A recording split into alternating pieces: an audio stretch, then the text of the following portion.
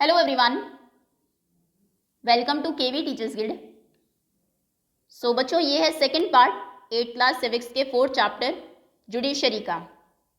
Now what are the different branches of the legal system. अभी हम discuss करेंगे legal system की different branches के बारे में। The above case of dowry death. Part 1 में हमने एक डाउरी डेथ का केस देखा था, state Delhi administration versus Lakshman Kumar and others. तो ये जो डाउरी डेथ का केस है falls within what is considered a crime against society. इस तरीके के केसेस को समझा जाता है crime against society and is a violation of criminal law, और ये क्रिमिनल लॉ का वायलेशन है। In addition to criminal law के अलावा the legal system also deals with civil law cases. Legal system civil law cases को भी deal करता है। चैप्टर 4 में हमने देखा एक नया सिविल लॉ पास किया गया था 2006 में to protect women against domestic violence, women को डोमेस्टिक वायलेंस से प्रोटेक्ट करने के लिए। अभी एक टेबल आपको दी है to understand some of the significant differences between civil and criminal law. Criminal law और सिविल लॉ में क्या डिफरेंसेस है, इंपॉर्टेंट टेबल है एग्जाम पॉइंट ऑफ व्यू से भी। सो क्रिमिनल लॉ डील करता है विद कंडक्ट्स और acts that the law defines as offence. उन कंडक्ट्स में, उन एक्ट्स में जिनको कानून ऑफेंस अपराध मानता है। फॉर एग्जाम्पल जैसे कि थेफ्ट, चोरी करना, वुमेन को हरास करना ज़्यादा डाउरी लाने के लिए, या फिर मर्डर। और जो सिविल लॉ है ये डील करता है विद एनी हार्म और injury to rights of individual. Civil law में जो हार्म है वो इंडिविजुअल के राइट्स को हुआ है, उसके अधिकारों का हनन हुआ है, जबकि क्रिमिनल लॉ में जो हार्म है, इंजरी है, वो इंडिविजुअल को होती है। फॉर एग्जाम्पल जैसे कि सिविल लॉ के एग्जाम्पल है disputes relating to sale of land, जमीन को खरीदने बेचने से रिलेटेड जो डिस्प्यूट्स हैं, परचेज ऑफ गुड्स, गुड्स को खरीदने से, rent matter, divorce cases. Criminal law में अक्सर ये इसकी शुरुआत होती है लॉजिंग ऑफ एन एफआईआर। पहले एफआईआर लॉन्च करानी पड़ती है विद द पुलिस, फिर पुलिस इन्वेस्टिगेट करती है क्राइम को, और उसके बाद पुलिस केस फाइल करती है कोर्ट में। सिविल लॉ में एक पिटीशन फाइल की जाती है before the relevant court by the affected party only. Civil law में जो अफेक्टेड पार्टी है सिर्फ वही लॉन्च करा सकती है, पिटीशन फाइल कर सकती है, क्योंकि क्रिमिनल लॉ में अफेक्टेड पार्टी या फिर कोई रिलेटिव हो उसका, वो भी एफआईआर करा सकता है। रेंट मैटर में जैसे कि लैंडलॉर्ड जो मकान मालिक है या फिर जो टीनेंट है, किराएदार है, दोनों में से कोई भी केस फाइल कर सकता है। थर्ड, क्रिमिनल लॉ में जो अगर पर्सन गिल्टी पाया जाता है, दोषी पाया जाता है, तो accused can be sent to jail, उसको जेल हो सकती है, फाइन हो सकता है। जबकि सिविल लॉ में जो कोर्ट है वो देता है स्पेसिफिक रिलीफ आस्क्ड फॉर। जिस पार्टी ने पिटीशन डाली है जो रिलीफ उसको चाहिए वो मिलेगा। जैसे कि अगर लैंडलॉर्ड और टीनेंट के बीच में डिस्प्यूट है तो कोर्ट या तो कह सकता है कि फ्लैट को वेकेट किया जाए, इनका मकान खाली करो, या फिर अगर टीनेंट के फेवर, लैंडलॉर्ड के फेवर में आता है डिसीजन, तो वो कह सकता है कि रेंट जो बचा है, पेंडिंग है, उसको पे करो। ओके, तो 3 मेन डिफरेंसेस हैं। सबसे पहले क्रिमिनल लॉ डील करता है ऑफेंसेस में जिनको लॉ ऑफेंस मानता है। सिविल लॉ डील करता है उनमें जिसमें किसी इंडिविजुअल के राइट्स को इंजरी या हार्म हुआ हो। इसमें जो पर्सन है, जो अफेक्टेड पार्टी है, सिर्फ वही पिटीशन फाइल कर सकती है। इसमें एफआईआर होती है, अफेक्टेड पार्टी या फिर कोई रिलेटिव भी कर सकता है। नेक्स्ट, अगर गिल्टी पाया जाए तो जेल होती है, फाइन होता है। इसमें जो गिल्टी पाया जाता है पर्सन, वो कॉम्पनसेट करता है दूसरी पार्टी को। ओके, अभी एक टेबल आपको दी है, फिल करना है इसको on based on what you have understood about criminal and civil law. Description of violation, branch of law and procedure to be followed. A group of girls are persistently harassed by a group of boys while walking to school. कुछ girls हैं, school जब जाती है तो लगातार कुछ boys, एक boys का ग्रुप है जो उनको हरास करता है। तो ये क्रिमिनल लॉ का केस है। और इसमें क्या होगा, सबसे पहले एफआईआर की जाएगी, या तो वो गर्ल्स करेगी या कोई थर्ड पर्सन करेगा। केस चलेगा कोर्ट में, जो बॉयज़ हैं उनको जेल होगी और फाइन होगा। नेक्स्ट है tenant who is being forced to move out file case in court against the landlord. Tenant ने केस फाइल किया है लैंडलॉर्ड के अगेंस्ट, जो उसको ज़बरदस्ती घर से बाहर निकाल रहा है। तो ये सिविल लॉ का केस है। ये पिटीशन फाइल करेगा कोर्ट में, केस चलेगा, जीतेगा तो जो कॉम्पनसेशन होगा वो उसको मिलेगा, रहने के लिए दिया जाएगा, क्योंकि ये टाइम पर रेंट पे कर रहा है। Okay, next is does everyone have access to the courts. क्या सभी लोगों का एक्सेस है कोर्ट तक, मतलब क्या सभी को जो जस्टिस है वो मिलता है, क्या सभी लोग कोर्ट जा सकते हैं। In principle all citizens of India can access the courts in this country. तो प्रिंसिपल्स की अगर हम बात करें तो जितने भी सिटीजन्स हैं इंडिया के, वो एक्सेस कर सकते हैं कोर्ट में जा सकते हैं। This implies that every citizen has a right to justice through the courts. इसका मतलब ये है कि हर सिटीजन के पास राइट है कि उसको जस्टिस मिलेगा, न्याय मिलेगा through the court. As you read earlier, the courts play a very significant role in protecting our fundamental rights. जैसा कि हमने पहले देखा, हमारे फंडामेंटल राइट्स को जो बेसिक मौलिक अधिकार हैं उनको प्रोटेक्ट करने में बहुत सिग्निफिकेंट रोल प्ले करता है कोर्ट। अगर कोई भी सिटीजन को ये लगता है कि उसके राइट्स का वायलेशन हो रहा है, देन वो अप्रोच कर सकता है कोर्ट को जस्टिस, न्याय के लिए। While the court are available for all, court सभी के लिए अवेलेबल है, लेकिन रियलिटी में access to court has always been difficult for a vast majority of the poor in India. गरीब लोगों के लिए बहुत डिफिकल्ट होता है, गरीब जो वास्ट मेजॉरिटी है, ज़्यादातर लोग भारत में गरीब हैं, तो कोर्ट का एक्सेस रियलिटी में उनके लिए बहुत मुश्किल है, डिफिकल्ट है।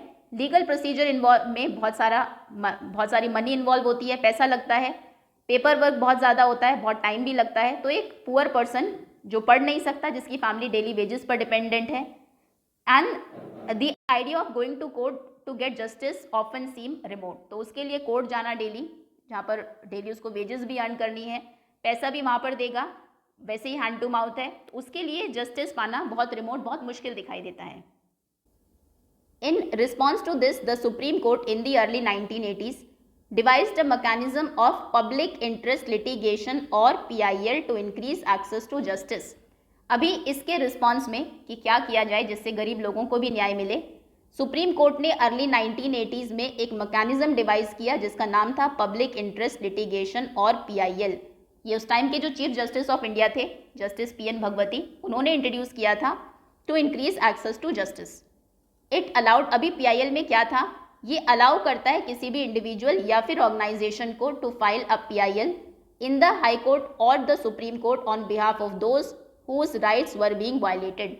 किसी पर्सन के राइट्स अगर वायलेट हो रहे हैं और वो कोर्ट नहीं जा सकता, तो कोई भी थर्ड पर्सन, कोई इंडिविजुअल या फिर कोई ऑर्गेनाइजेशन PIL फाइल कर सकता है हाई कोर्ट या फिर सुप्रीम कोर्ट में उस पर्सन के बिहाफ पर। मान लीजिए आपके आसपास कहीं कंस्ट्रक्शन का काम चल रहा है, कोई बड़ी सी बिल्डिंग बन रही है और उसमें छोटे बच्चे काम कर रहे हैं, तो आप एक PIL फाइल कर सकते हैं हाई कोर्ट या सुप्रीम कोर्ट में, एक लेटर लिख सकते हैं, ये भी लिख सकते हैं कि आपकी आइडेंटिटी रिवील ना की जाए, किस तरीके से कंस्ट्रक्शन के काम में बच्चे इन्वॉल्व है।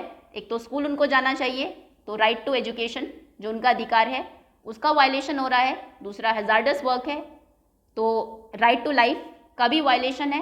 तो इस तरीके से ये जो राइट मिला है आपको, ये अलाउ किया है PIL ने, और ये हुआ है under public interest litigation. Legal process को बहुत ग्रेटली सिंप्लीफाई इसने कर दिया है, एंड इवन अ लेटर और Telegram addressed to the Supreme Court or the High Court could be treated as a PIL। In fact एक लेटर आप लिखते हैं, एक टेलीग्राम भेजते हैं, तो वो भी, उसको भी एक PIL की तरह कंसिडर किया जाएगा।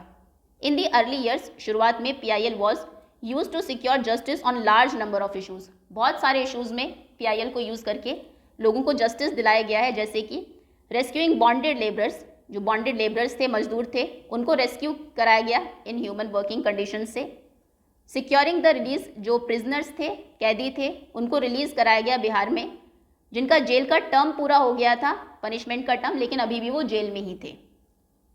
डिड यू नो, क्या आप जानते हैं that the mid day meal that children now receive in government and government aided schools is because of PIL। ये जो मिड डे मील है जो आजकल गवर्नमेंट स्कूल्स या फिर semi government schools, government aided schools में मिलता है, वो भी PIL की वजह से ही है। कुछ फोटोज़ आपको राइट में दी है, नीचे टेक्स्ट है, ये समझने के लिए कि ये किस तरीके से हुआ। देखो ये पिक्चर से 1 2 3 4 फोटोज़ के बारे में गिवन है। तो पहले फ़ोटो देखते हैं। फर्स्ट पिक्चर, ये ड्रॉट की पिक्चर है, सूखा पड़ा हुआ है। फोटो 1 2001 की फ़ोटो है। The drought in Rajasthan and Orissa meant that million faced an acute shortage of food. तो 2001 में राजस्थान उड़ीसा में सूखा पड़ा, इसका मतलब ये था कि अब शॉर्टेज ऑफ फूड हो जाएगी मिलियंस ऑफ लोगों के लिए। दूसरी फोटो बिल्कुल इसके ऑपोजिट है, बहुत सारा अनाज हमें दिखाई दे रहा है।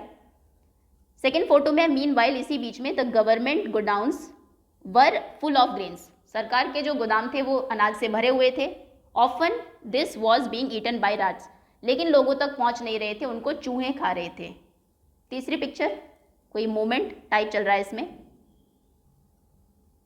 सो in the situation of hunger amidst plenty, बहुत सारे लोगों में ये जो हंगर फैला हुआ था, इस सिचुएशन के बीच में एक ऑर्गेनाइजेशन जिसका नाम था people's union of civil liberties PUCL, इसने एक PIL फाइल की सुप्रीम कोर्ट में, और उसमें लिखा कि जो फंडामेंटल राइट टू लाइफ है, जो हमारा आर्टिकल 21 गारंटी करता है हमारे कॉन्स्टिट्यूशन का, उसमें राइट टू फूड भी आता है। राइट टू लाइफ आर्टिकल ने दिया है, फंडामेंटल राइट है, राइट टू फूड भी उसी के अंडर आएगा। और स्टेट ये एक्सक्यूज़ दे रही है कि उनके पास एडिक्वेट फंड नहीं है, जो कि गलत है, क्योंकि गोडाउन्स में जो ग्रेन्स है वो ओवरफ्लो हो रहा है। सुप्रीम कोर्ट ने ruled that state had a duty to provide food to all. Supreme court ने इसमें फैसला दिया कि ये स्टेट की ड्यूटी है कि सभी लोगों को खाना दिया जाए। और फिर ये है picture 4, it therefore directed the government, तो गवर्नमेंट को डायरेक्ट किया गया कि ज़्यादा से ज़्यादा एम्प्लॉयमेंट दे, लोगों को रोज़गार मिले, फूड दे चीपर प्राइजेस पर गवर्नमेंट राशन शॉप्स में, और मिड डे मील दे बच्चों को स्कूल के लिए। इट ऑल्सो अपॉइंटेड, इसने 2 फूड कमिश्नर्स भी अपॉइंट किए जो रिपोर्ट देंगे on implementation of government schemes. Okay, तो हमने देखा किस तरीके से PIL बहुत यूज़फुल साबित हुई है बहुत सारे केसेस में, चाहे वो लोगों को खाना दिलवाने के लिए हो, या फिर जो बॉन्डेड लेबर्स थे उनको इनह्यूमन वर्क कंडीशन से रेस्क्यू करने के लिए हो, या फिर जो प्रिजनर्स थे उनको रिलीज़ करने के लिए हो। फॉर द कॉमन पर्सन, एक आम आदमी के लिए access to courts is access to justice. Court का एक्सेस ही जस्टिस का एक्सेस है, उनको अदालतों का रास्ता मिलेगा तभी उनको न्याय का रास्ता मिलेगा। The courts exercise a crucial role in interpreting the fundamental rights of citizens. ये तो हमने देखा था हमारे कॉन्स्टिट्यूशन में जो बात लिखी है उसको फाइनली कौन इंटरप्रेट करता है? कोर्ट। तो कोर्ट ही इंटरप्रेट करता है कि फंडामेंटल राइट्स क्या है सिटीजन्स के। जैसे कि हमने ऊपर वाले केस में देखा, कोर्ट ने इंटरप्रेट किया कि जो आर्टिकल 21 में राइट टू लाइफ दिया गया है उसमें राइट टू फूड भी आता है, खाना मिलेगा तभी तो लाइफ रहेगी। देयरफॉर, तो उन्होंने इसलिए ऑर्डर किया स्टेट को कि कुछ सर्टेन स्टेप्स आप लो जिससे कि सभी लोगों को खाना मिले, और मिड डे मील स्कीम को भी इम्प्लीमेंट करो। However, there are also court judgments that people believe work against the best interest of the common people. हालांकि कोर्ट के कुछ ऐसे भी जजमेंट्स हैं जो कि कॉमन पीपल, आम लोगों के इंटरेस्ट के अगेंस्ट भी है। फॉर एग्जाम्पल, जैसे कि activist who work on issue concerning the right to shelter and housing. कुछ एक्टिविस्ट हैं जो इस इशू पर काम कर रहे हैं कि लोगों को right to housing and shelter, रहने की जगह का भी राइट मिलना चाहिए। For the poor, believe that the recent judgments on evictions are a far cry from earlier judgments. उनका ये कहना है कि जो अभी रिसेंटली एविक्शन का जजमेंट आया है, एविक्शन मतलब कि जो लोग ऐसे स्लम्स में रहते हैं, शहरों में झुग्गी झोपड़ियों में रहते हैं, उनको वहाँ से एविक्ट कर दिया जाए, उनको वहाँ से बाहर निकाल दिया जाए, ये पुराने जजमेंट से बिल्कुल अलग है। While recent judgments tend to view the slum dwellers as encroachers in the city. उन एक्टिविस्ट का ये कहना है कि आजकल के जो जजमेंट्स हैं, रीसेंट जो जजमेंट्स हैं, वो स्लम ड्वेलर्स को, जो इन स्लम्स में लोग रहते हैं, उनको as encroachers in the city, एनक्रोचर बोलते हैं पर्सन को जो अनलॉफुली, जिसने किसी लैंड को ऑक्यूपाई कर लिया हो, उनके जैसे देखते हैं इन स्लम ड्वेलर्स को। जबकि अर्लियर जो जजमेंट्स थे, पहले जो जजमेंट्स थे, जैसे कि 1985 में Olga Tellis versus Bombay municipal corporation का केस था, ये आपको दिया भी है, इसको स्टडी करेंगे। Had tried to protect the livelihood of slum dwellers. उसने तो स्लम ड्वेलर्स के लाइवलीहुड को प्रोटेक्ट करने की कोशिश की थी। तो कहने का मतलब है कि कोर्ट के भी कई बार जो जजमेंट्स आते हैं वो एक दूसरे को कॉन्ट्राडिक्ट करते हैं। पुराने केसेस में उन्होंने स्लम ड्वेलर्स के लाइवलीहुड को प्रोटेक्ट किया और अभी उन्होंने उनके एविक्शन का ऑर्डर दे दिया है। सो ये एक आपको दिया हुआ है जजमेंट जो था Olga Tellis versus Bombay municipal corporation का। इसने इस्टेब्लिश किया कि right to livelihood as a part of right to life. Right to livelihood मतलब कि जो ह्यूमन बींग की बेसिक नीड्स हैं वो भी फुलफिल होनी चाहिए, ये भी राइट टू लाइफ के अंडर ही आता है। कुछ एक्सेप्ट्स आपको दिए हैं, जजमेंट पॉइंट्स दिए हैं जिनके बेसिस पर जजेस ने इसको लिंक किया राइट टू लाइफ को राइट टू लाइवलीहुड से। सो जो sweep of right to life है जो आर्टिकल 21 ने दिया है वो बहुत ही वाइड और फार रीचिंग है।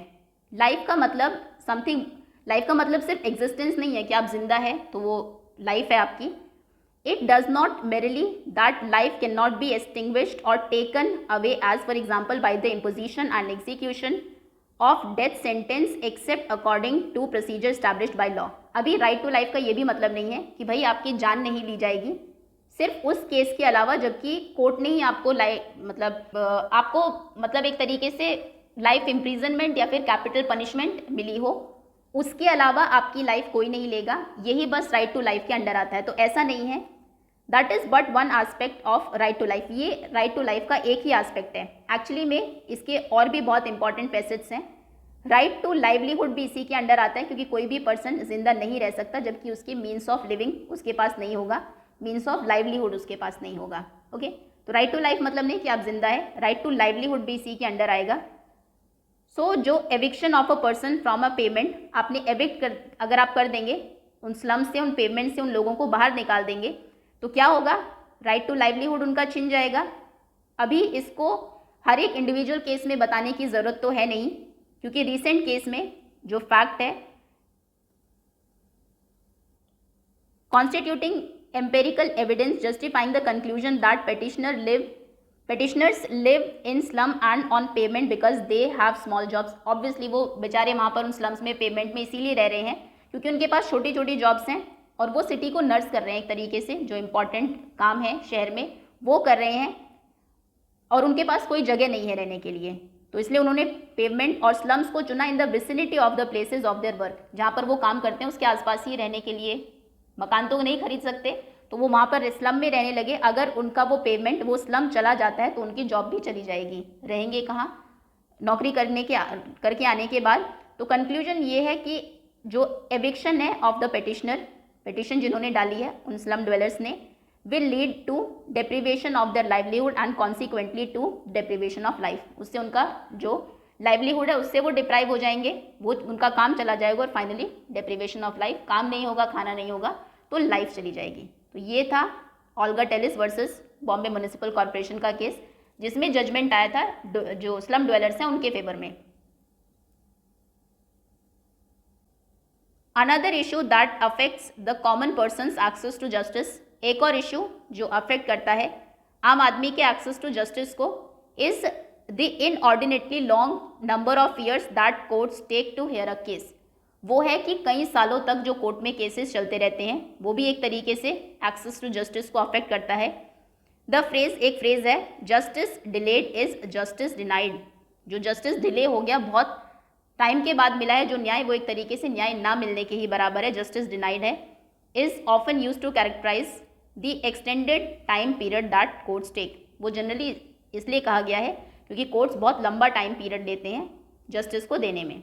अभी यहाँ पर स्टैट्स आपको दिए हैं, कुछ डेटा दिया है, ये एज ऑन नवंबर 2019 का डेटा है। नंबर ऑफ जजेस इन इंडिया, सुप्रीम कोर्ट में सैंक्शन स्ट्रेंथ 34 जजेस की है, 34 वर्किंग स्ट्रेंथ है इतनी बड़ी कंट्री के लिए और 0 वैकेंसीज है। हाई कोर्ट्स में 1079 है, 655 वर्किंग स्ट्रेंथ है और 424 वैकेंसीज है, इतनी पोस्ट वैकेंट है, खाली है। डिस्ट्रिक्ट और सबऑर्डिनेट कोर्ट्स में 22,644 सैंक्शन स्ट्रेंथ है जजेस की, 17,509 वर्किंग स्ट्रेंथ है, काम कर रहे हैं और 5,135 वैकेंसीज हैं। उसके बाद एक फोटो दी है आपको। The above photo shows the family members of some of the 43 Muslims of Hashimpura Meerut killed on 22 of May 1987। 22 मई 1987 में 43 मुस्लिम्स मारे गए मेरठ के हाशिमपुरा में। यहाँ पर आपको उनके फैमिली मेंबर्स की ये पिक्चर है। These families fought for justice for over 31 years. न्याय के लिए 31 साल तक ये फैमिलीज लड़ती रहीं। Due to long delay in commencement of the trial, the supreme court in सितंबर 2002 transfer the case from state of Uttar Pradesh to Delhi. तो बहुत लंबा टाइम लग रहा था ट्रायल के कमेंसमेंट में, तो इसलिए सुप्रीम कोर्ट ने इस केस को ट्रांसफ़र कर दिया 2002 में स्टेट ऑफ उत्तर प्रदेश से दिल्ली में। 19 प्रोविंशियल आर्म्ड कॉन्स्टेबलरी PAC के मेन जो फेस कर रहे थे क्रिमिनल प्रोसिक्यूशन को, इनके खिलाफ ये केस था for alleged murder and other offences। by 2007 तक only 3 prosecution witnessed had been examined। 1987 में ये इंसिडेंट हुआ और 2007 तक 19 प्रोविंशियल आर्म्ड कॉन्स्टेबलरी में से सिर्फ 3 ही लोगों को एग्जामिन किया गया था। फाइनली 2002 में दिल्ली में ट्रांसफ़र हो गया था केस। दिल्ली हाई कोर्ट ने कन्विक्ट किया अक्यूज्ड पर्सन्स को 31 अक्टूबर 2018। 31 साल के बाद इनको न्याय मिला, उनको कन्विक्ट किया गया, दोषी माना गया। ये फोटो प्रेस क्लब में ली गई है लखनऊ 24 मई 2007।